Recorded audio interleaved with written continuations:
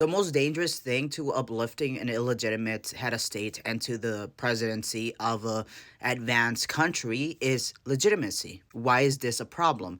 Because in providing legitimacy by the branches, saying, hey, you are a legitimate president, it gives them the boldness to start acting uncontrollably. And we saw this in day one of the executive orders. One, ending birthright citizenship. He doesn't have that right. However, the purpose isn't for him to have that right, but the purpose is to send it to the courts. Now, of course, it got denied. However, eventually it's gonna get to the Supreme Court. And that is unpredictable. So not only does King Mango become bold through the legitimacy that he was given through winning of the election, even though the Jack Smith report position that he actually contributed and participated in election interference in 2021 for the 2020 election results. So now not only does King Mango have the legitimacy through the constitutional process in order to position all of his unconstitutional and illegal agendas such as ending birthright citizenship, but his supporters also grow in their audacity, grow in the legitimacy that was given to their king. As a result, this becomes experienced on a social violence section when it comes to his supporters. We see all the, neo-Yazis walking around. But also, what did I tell you about what was happening in North Carolina? It's gonna happen federally. Look, conservatives clinch a longtime goal of booting Democrats from leadership ranks in Texas House. And this is the thing. Because Federalist 9 by Alexander Hamilton, the Federalist paper says what? If a single member should attempt to usurp the supreme authority under our reality, that's Article 6 Supremacy Clause, he could not be supposed to have an equal authority and credit in all the states. Apparently he does. Were he to subdue a part, that which would still remain free might oppose him with forces independent of those which he had usurped and overpower him before he could be settled in his usurpation. Was he stopped?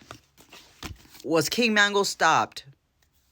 Former President Joe Biden, did he stop King Mango from illegitimate presidency? No. Now, we can have theories as to why this occurred. However, what's real is the fact that former President Joe Biden had influence over the three letters, particularly over the DOJ, especially their final decisions. And you can disagree to that in the same way that people disagree that the world is round. Norma, a follower on my Blue Sky, mentioned this, that they already launched a prototype in NC, North Carolina, SB 382, hijacked the bill, inserted trickery. New Dem officials cannot make any choices/changes without North Carolina Republican approval. 200 million hurricane relief funds disappeared. Officially, Dems voted in, but they have zero governing power. This is going to happen across the states. Do you understand why? Because we gave it legitimacy. Every single day that this continues is decades of litigation that we require to get them back. And the unfortunate thing is that historical precedents that were actually fought for decades have been taken away and last that 6 days. And we continue to give him this legitimacy. Why? Because we are in a constitutional crisis. What does that mean?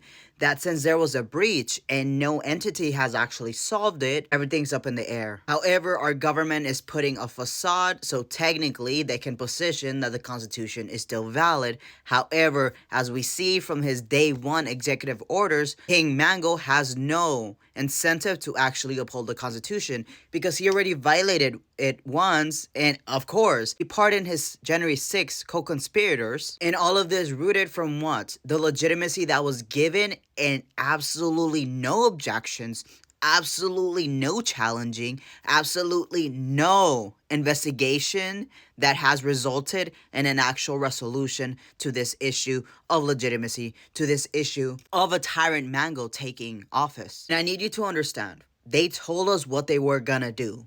So when things occur and you're like, wow, that's terrible, think to yourself, did they tell us? And if they did, why are you shocked? You are shocked because you didn't believe them. But me, as a scholar of conflict, peace, and security, I know that these are just patterns of history that are coming to the United States through a different lens. When you say, is it legal? Is it constitutional? Know that what Mustache Man did in Germany was legal. Why? Because he made the law. Who do you think is making the law here? The tech, the private businesses are bending the knee. Even before he became president, he said, oh, no DEI. And then how many companies removed DEI? And now even more now that he's officially given that legitimacy. So it is a trickle down obeying in advance that works against the people.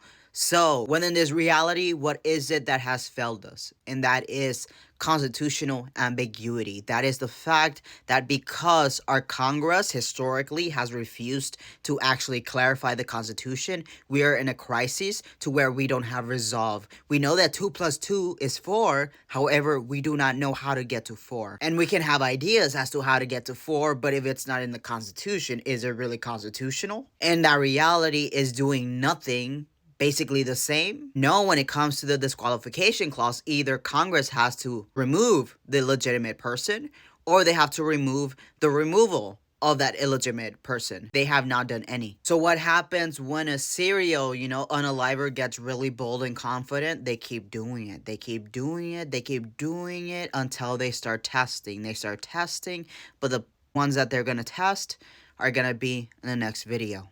That's what we're going to explore the different options for outcome in our reality and where the Constitution is restored. Both the traditional ones, while not actually going too into depth with the traditional ones, and then non-traditional ones that can help us actually resolve this issue realistically.